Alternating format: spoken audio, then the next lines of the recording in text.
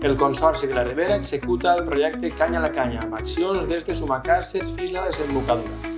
El Canya a la Canya lluita contra l'espècie invasora, la canya, amb retirada d'arrels o rizomes i instal·lació de teixits contra el creixement d'aquestes teles a diferents trams del riu.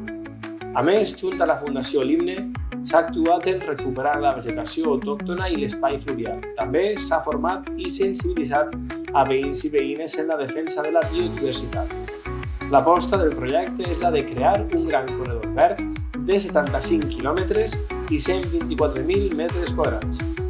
Aigües avall s'ha treballat Vella, Gavarda, Alberic, Benimuslem, Alzira, amb l'utilització de tècniques novedoses com el mur Kramer, Algemesí, en una zona molt afectada per la dana i el desbordament del riu Madre, afluent del Xúquer, Albalà de la Ribera, Polinyà de Xúquer, altres espais molt pròxims a nuclis urbans, així com també Sueca, Riola i Fortaleny, on també s'ha actuat per renaturalitzar i combatre el risc d'inundacions.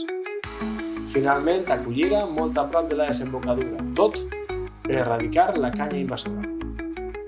El projecte ha costat 3,75 milions d'euros de la convocatòria d'ajudes de la Fundació Biodiversitat del Ministeri per a la Transició Ecològica i el Repte Demogràfic, per a la restauració d'ecosistemes fluvials i la reducció del risc d'inundacions en els entorns urbans, en el marc del Pla de Recuperació, Transformació i Resiliència finançat per la Unió Europea Next Generation.